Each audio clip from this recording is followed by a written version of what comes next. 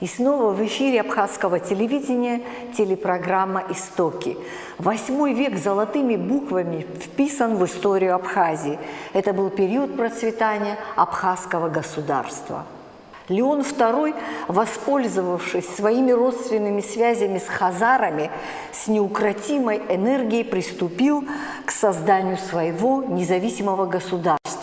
Он объединил Апсилию и Абазгию, присоединил Лазику, себя же объявил верховным правителем страны с титулом царя. И сегодня тема нашей лекции звучит так: титулование правителей Абхазии и легитимация власти в Абхазском царстве. Этнополитические образования Восточного Причерноморья с I века нашей эры находились в зависимости вначале от Римской, а затем от Византийской империи.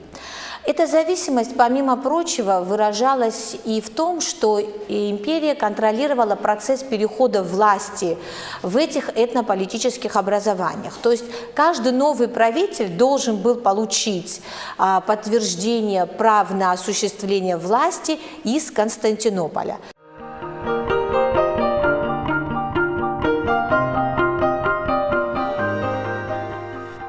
Нала Касландзе окончила Сухумскую 20-ю школу, затем историко-юридический факультет и аспирантуру АГУ. Работала научным сотрудником отдела философии и социологии Адыгейского республиканского института гуманитарных исследований. Занималась проблемами абхазо-адыгских культурно-этических параллелей. Преподаватель кафедры истории, археологии, этнологии Абхазии АГУ. Научный сотрудник отдела истории АБИГИ. Автор 20 научных публикаций.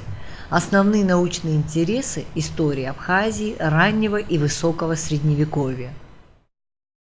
Такой порядок дел продолжался до VIII века. В VIII веке наметилась некая тенденция стремления этих этнополитических образований к независимости. Ну, застрельщиком этого процесса следует признать Абазгию.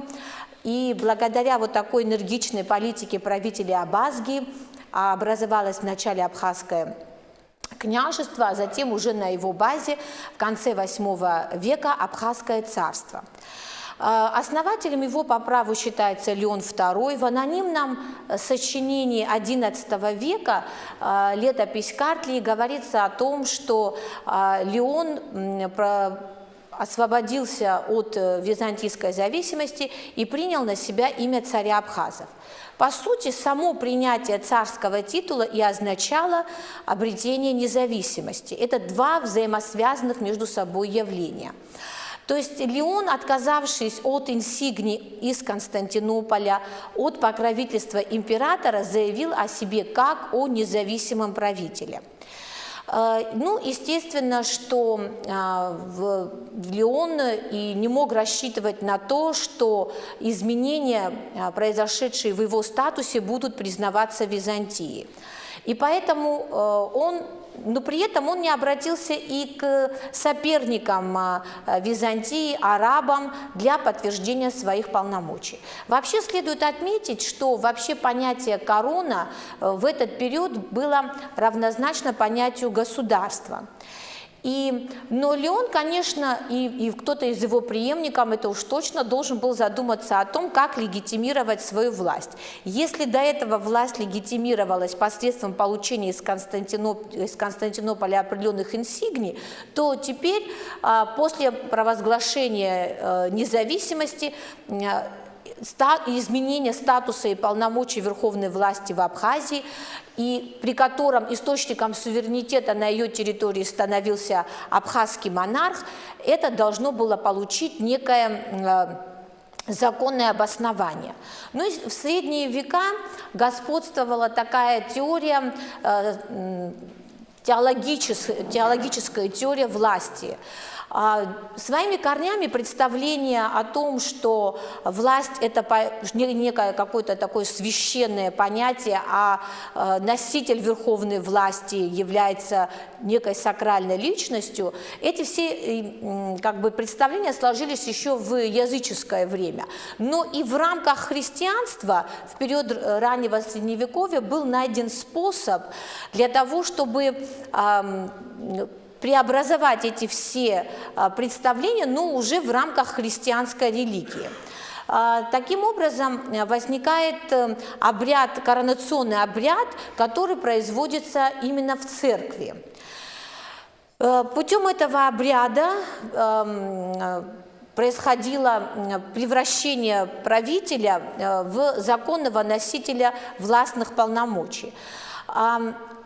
Очень быстро этот обряд коронации, который представлял вручение неких знаков, символов власти, например, короны, меча, знамени, стал дополняться инаугурационным миропомазанием. Что это такое? Это специально богослужебный чин, который заключается в том, что лицо, особо желающее получить статус монарха, помазывается специальным ароматическим маслом, миром, и в этот момент считается, что на него сходит Божья благодать.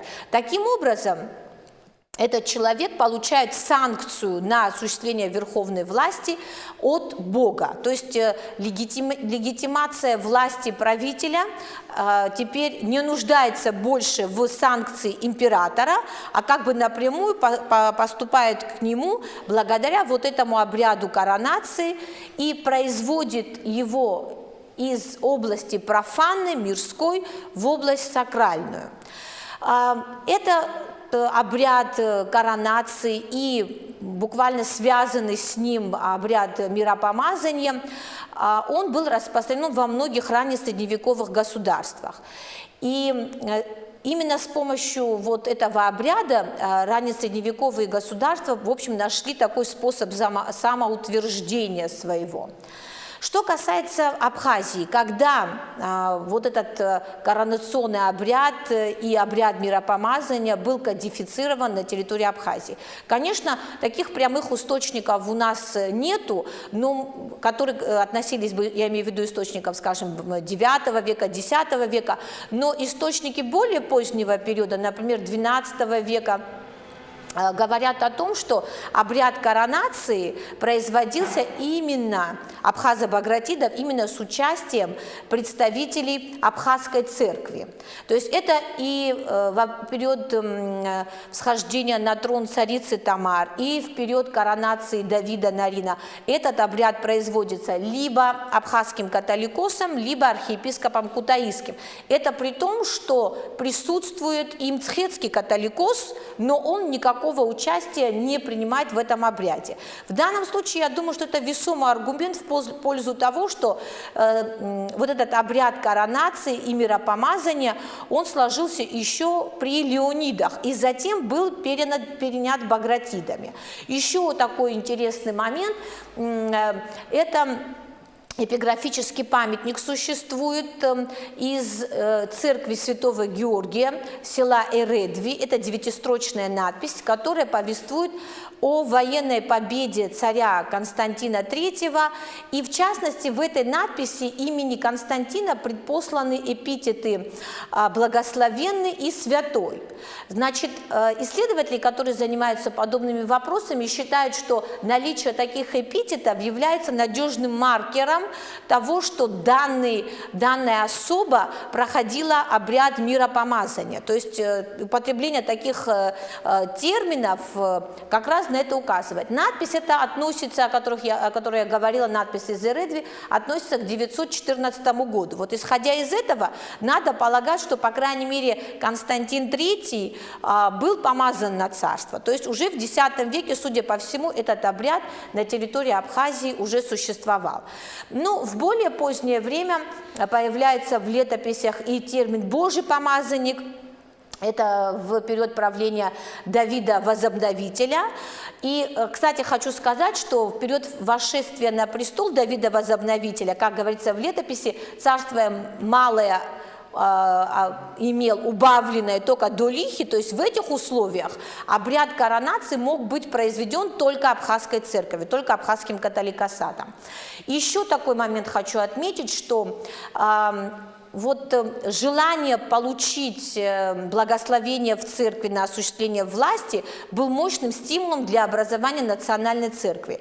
Думается, именно это сыграло вот главную роль в образовании абхазского католикосата. Леониды были кровно заинтересованы в том, чтобы иметь свою национальную церковь, для того, чтобы беспрепятственно получить санкцию на осуществление власти напрямую от Бога, то есть с помощью церковной церемонии. Таким образом, Леониды, а позже абхазо-багратиды, они нарушили вот эту зависимость, вернее, они приобрели независимость от церковных и светских властей Византии. То есть, если они могли короноваться при участии абхазского католикоса в этом обряде, то есть они становились абсолютно автономными, независимыми. И поэтому исключительно высок был престиж абхазской короны. Что касается титулов, титулования абхазских царей, то, к сожалению, у нас нет образцов письменной фиксации на абхазском языке, политико-потестарной терминологии, скажем, 8, 9, 10 веков, но в абхазском языке есть термин специальный, который обозначает правителя Абхазии, в данном случае абхазского царя, это термин «абсха». Титул «Царь Абхазов» зафиксирован таким важным документом, как «Диван абхазских царей», который был создан при участии первого абхаза Багратида, и этот титул был от Леонидов как раз абхазо-багратидами унаследован. Хочется отметить такой факт: присутствие единственного этнического детерминатива как в титуле основателя Абхазского царства, так и его преемников, то есть «Царь Абхазов». Наименования этносов, которые составляли завоеванное население, управляемое население, он не включал. Таким образом, титул царя абхазов отредактирован с акцентом на его функции как главы правящей этнической элиты. Но я также хочу отметить тот факт, что Византия, конечно, де юре не могла смириться и с образованием независимого абхазского царства, с изменением в институциональном положении абхазских монархов, потому что это не соответствовало вообще внешнеполитической доктрине Византийской империи, согласно которой любой христианский правитель должен был получить санкцию на осуществление публичной власти только от Василевса. И даже если реальное положение дел не соответствовало действительности, византийцы этот факт старательно игнорировали.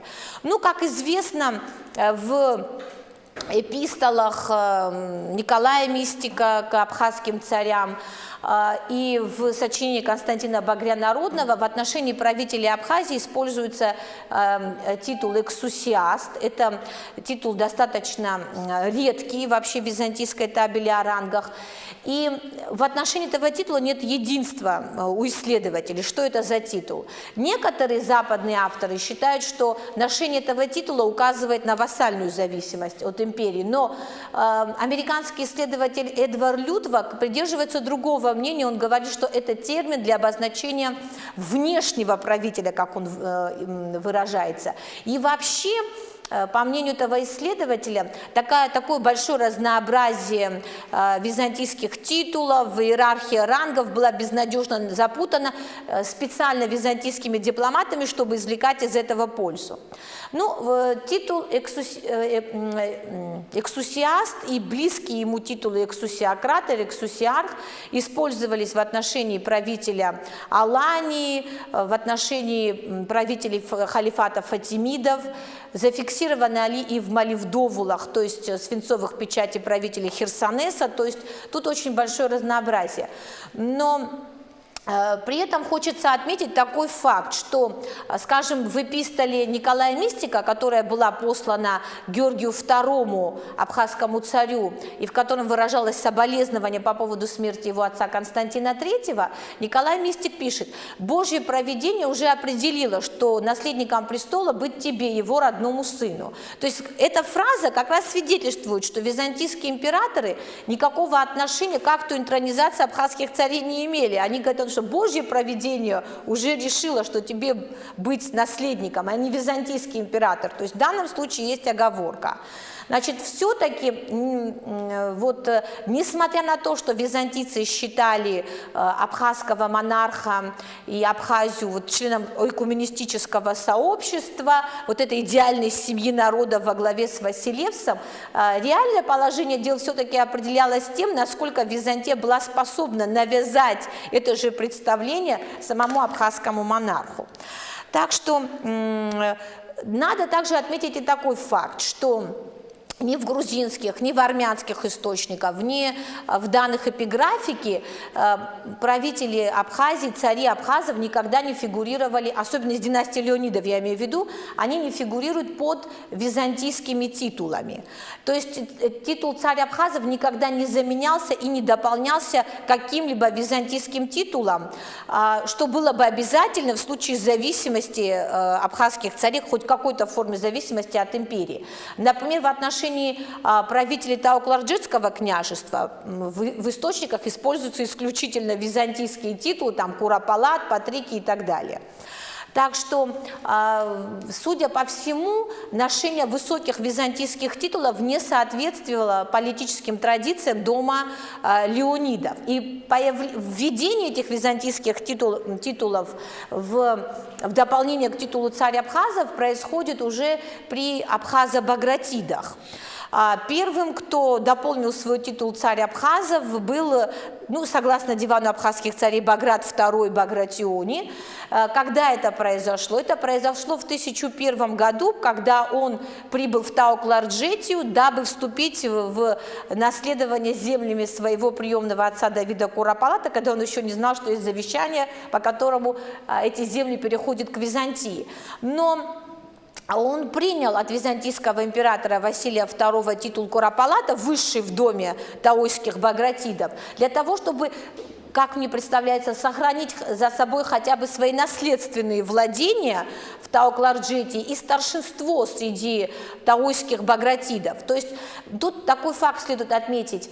Как представитель династии Багратионов Тао, но не как царь абхазов. Он признал себя, приняв титул Куропалата, вассалом византийского императора, но для Средневековья это вполне нормально, скажем, ну такой пример из западноевропейской истории, скажем, Вильгельм Завоеватель, он полноправный король Англии, божий помазанник, но как герцог Нормандии он вассал французского короля, то есть это абсолютно нормальное явление.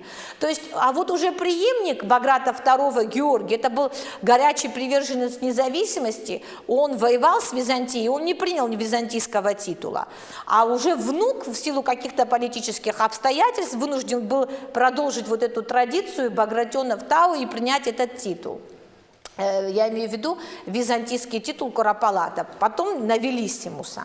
Но первостепенное значение при изучении титулования абхазских царей имеют данные нумизматики. Почему? Потому что монеты бились при царском дворе и, конечно, должны были содержать в себе официальную формулу наименования монарха. Поэтому, скажем, монеты, битые в период Баграта II, содержат только один титул – царь абхазов. Ну, надо сказать, что Баграт вот с 975 года находился в Абхазском царстве до 1001 года. Как мы видим, он византийский титул не носил. Принял его только в 1001 году, как я уже сказала, в связи с тем, что намеревался вступить во владение таойскими землями. Вот. А уже в период правления внука Баграта II, уже монеты, битые в этот период, там уже появляется впервые и византийский его титул, вначале Новелиссимус, а потом Севаст. И еще хотелось бы сказать несколько слов про титул «Царь Картвелов».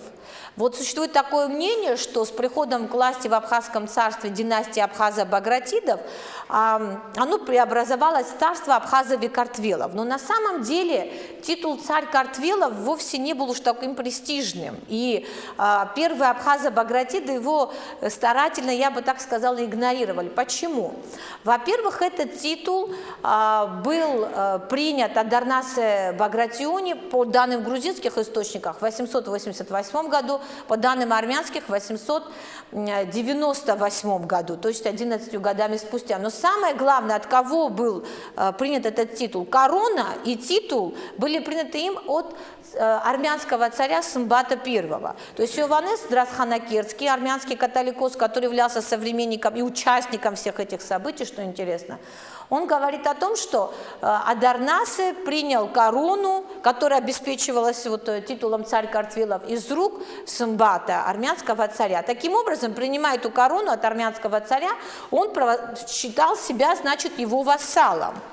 Что интересно, последним носителем титула «Царь Картвелов», который, кстати говоря, не был самым престижным среди таойских багратионов, там главный титул у них был Куропалат.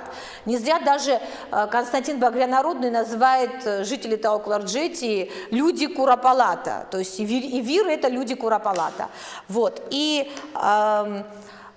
последним его носителем, то есть носителем титула царя Картвелов являлся Баграт Регуэний. Это дед основателя династии Абхазо-Багратидов. Ни его сын, ни его внук этот титул не унаследовали.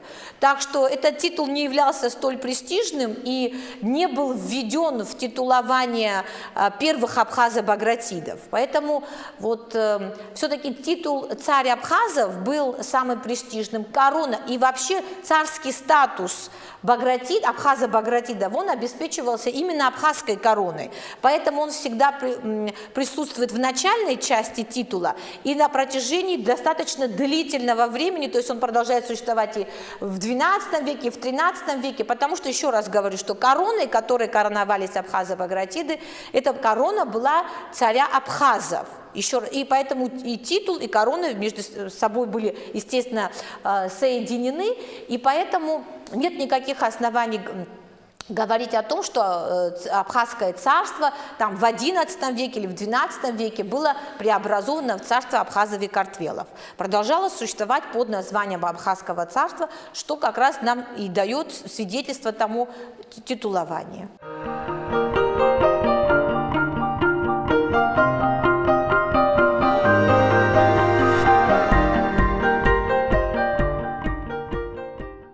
Вся наша история, вообще даже с древнейших времен, она связана с Востоком, начиная, как Гулли писал еще, с Египтом, там, начиная потом в средние века, в раннее Средневековье, с Ромеей. И у нас, к сожалению, так получилось, что Абхазия была коммунистической колонией Грузии, у нас не было классической гимназии. У нас нет эллинистов или специалистов по Греции. И сами даже, нужно обратить внимание на то, что сами даже нынешние греки и ученые не все знают, что было написано на древнегреческом языке. Им они сегодня, у них другой язык, можно сказать. Их не все тексты, даже не все хрисофолы переведены еще на нынешний. Еще в этом плане, что вот Наала, она, я представляю, что я немножко знаю, даже и читает, по-моему, и по-гречески немного, да. Поэтому это великое достижение. Это, вы знаете, что мы все же доказываем этим самим, не просто, что там у нас Абхазское царство было, там грузинское, но мы были связаны с Востоком, с культурой, с цивилизацией. Вот в основном откуда этот свет откуда идет, можно сказать. Нам всю историю абхазского, вообще историю Абхазии надо знать с древнейших времен. с третьего тысячелетия до нашей эры. Вот, но вот этот период с 8 по, скажем так, по 13 век, да, история Абхазского царства, это важнейшее для того, что... Почему оно важно? Потому что мы знаем, что очень много грузинских, значит, ученых настолько обращают на это внимание, потому что надо доказать факт возникновения грузинского, значит, государства, его истоки, от чего исходит грузинское государство, грузинское царство с этого периода и дальнейшее его, значит, его дальнейшее развитие, вот, в их интерпретации. И на это делается очень упорное. Самые лучшие, значит, умы грузинской исторической науки занимаются именно этим периодом. Здесь, как говорил ученый Кудрявцев в 26 году, вот, абхазский народ настолько был, значит, продвинут, настолько он был, значит, настолько в своем развитии ушел далеко, что двигал за собой еще остальные, значит, народы, кавказские народы, значит, и даже затрагивал, значит, этносы, живущие на территории даже Передней Азии и Ближнего Востока. Когда к власти приходил Баграт, его племянник, сын Гургена, внук Баграта Регуэни, он пришел, естественно, как абхазский царь. Он тогда не мог прийти ни как грузинский царь, ни как тао-кларджетский царь, ни как картлийский, потому что, во-первых, он был сыном Гургена, который являлся, значит, правителем северо-восточной части Тао, одной из частей, то есть он практически был один удельный князь, если говорить, да, современным языком, значит, Гурген был, значит, удельным князем точно так же, как и его отец Баграт Регуэни, Баграт неразумный в переводе с грузинского, вот, и быть сыном удельного князя и от этого быть царем Картвелов или царем Грузии, как иногда называют некоторые грузинские источники, абсолютно это несостоятельная теория. Потому что он является прежде всего, на трон восходит как преемник настоящих царей. Он является куропалатом, придворный чин. Это придворный чин, вот, который является полунезависимым, а может быть даже и полностью независимым.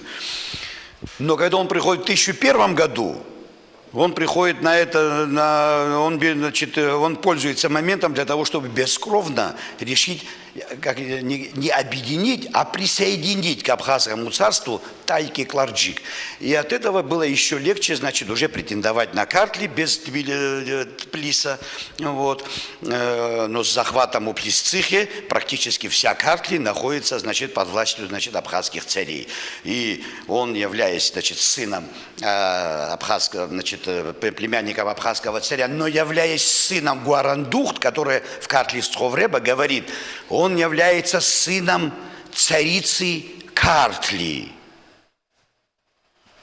И практически получается, что он является потомком и Гуарандухт как царицы Картли, и в то же время является, значит, преемником абхазского царя, ну, после Феодосия, значит, абхазским царем с этими территориями. Это Западная Грузия, значит, это и территория, значит, части Картли, Тао-Кларджет, Тайки-Кларджк, вот, и об этом мы меньше говорим, но территории сегодняшнего Кахети и Арана уже тоже были присоединены к Абхазскому царству.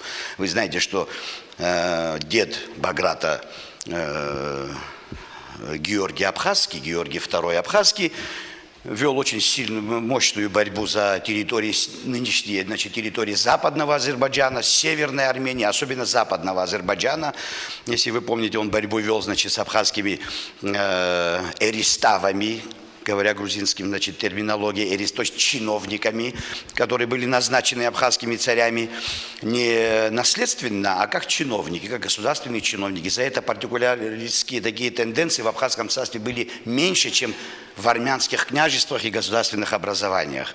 Вот. Назначали не наследственных, там, значит, скажем так, губернаторов, а именно назначали чиновников. За это Абхазское царство столько времени продержалось такой монолитной, ну, относительно, конечно, монолитной мощным государством. В первые века, как известно, местные правители, значит, они не только, значит, их назначение было, имело согласие со стороны римской власти, но это было ключом управления не страной, а ситуацией. Да, потому что они не были вписаны в генеалогию римской истории, наоборот. Этого факта не имело места быть. Более того, по источникам мы знаем, что когда перечисляются наши племена, они не живут по римским обычаям и законам.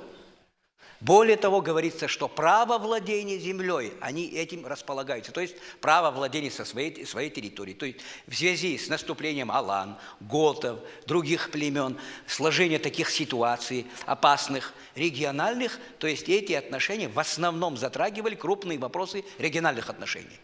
Вот, факты исследований в археологическом отношении показывают непосредственное присутствие местного общества прямо рядом с римской крепостью. Естественно, там были документы, подтверждающие активное участие, обоюдное. Эти факты просматриваются полностью. Но с последующим временем, с событиями 550-х годов, хорошо известных VI века и далее, выдвигается все же одно лицо. Вот здесь была высказана версия нашим историкам Налой. Я должен сказать, что термин «царь Абхазов» с собой покрывало все существующие другие терминологии. Все другие. Рядом с ними не упоминается ни одно лицо. Вот мы знаем, до того был двороуправитель, эпитропос, должность зафиксирован. В Колхиде он был.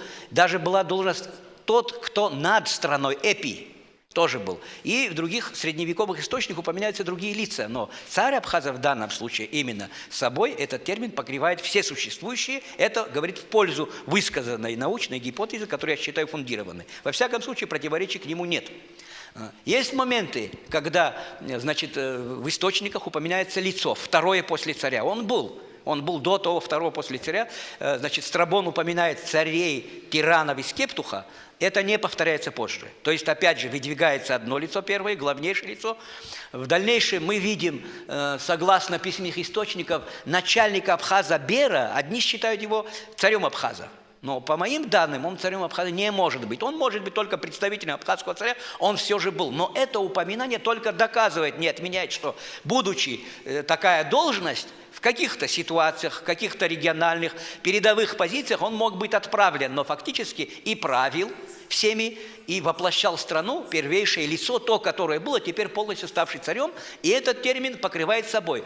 От того, что он его не обозначают термином базилевс, закрепленный за другим лицом, за императором, этот факт тоже имело место быть, не означает, теперь он является полным властелином, то есть в данном случае наполнение, содержание, значит, этого понятия термина, значит, царь Абхазов полностью свершилось.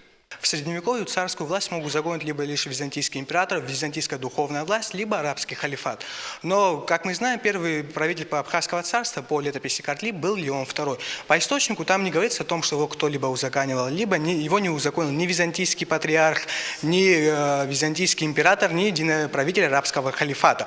На мой взгляд, это связано с тем, что автор летописи Картли плохо знал начальный период истории Абхазии. Из-за этого он не упоминает некоторые нюансы, которые могли бы узаконить Леона II на престоле Абхазского царства. Но вообще строчки из летописи Картли, где говорится о воцарении Леона II, на мой взгляд, единственный, кто из абхазских историков правильно интерпретировал, был Михаил Михайлович Гумба, который говорил о том, что Леон II был узурпатором Абхазского царства. Это говорит, он ссылался на летопись Картли, где говорилось о том, что Леон II захватил Абхазское царство. Помимо этого, этот же источник может подтвердить антиохийский патриарх Макарий III, который был в 17 веке на территории Абхазии, который писал о том, что во время начала 8 века абхазский царь Давид послал делегацию, состоящую из 12 человек, в Антиохию. Конечно, все 12 человек не смогли дойти до Антиохии. До Антиохии добралось лишь только 2 человек. Эти двое человек пошли до антиохийского патриарха, и антиохийский патриарх вручил им, конечно, далеко стоящую независимую автокефальную церковь. И вот с этого момента можно сказать, что с конец 744 по 751 год можно говорить о каком-то создании Абхазского царства. Но почему в источники не попадает, например, Давид, которого упоминает антиохийский патриарх Макарий III, возможно, на мой взгляд, потому что Леон II был узурпатором, ему невыгодно было или кому-то вообще упоминать имя царя Давида. Что касается титулатуры, то в 80-х годах 20 века в Институте востоковедения в Ленинграде вышла книга «Грузинские документы 9-15 век. Перевод Какабадзе», где прямо даются документы, официальные документы абхазских царей со времен 11-12 веков, где начиная с Баграта IV, но письма, которые писал Баграт IV, там титулатура она оборвана, там еще не восстановили, но со времен Георгия III там прямо говорится, например, что именем Бога от Георгия Багратуни, воля Божия царя Абхазов, Картвелов, Кахов, Ранов, Ширванши, Шахеншаха, правителей всего Востока и владетеля.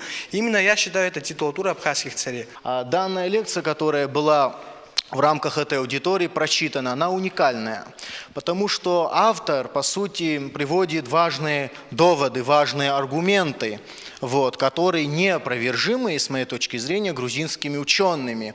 Она доказывает, что действительно Абхазское царство и в политическом, и в этническом отношении было абхазским царством, а не так, как некоторые наши, повторяюсь, тбилисские недруги, ученые пытаются предоставить. Образование Абхазского царства имело огромное значение в процессе становления абхазской народности. Это был период подъема абхазского народа. У нашего современного государства есть свой исторический фундамент, страницы истории, которыми мы вправе гордиться. Ну а мы с вами прощаемся. До новых встреч!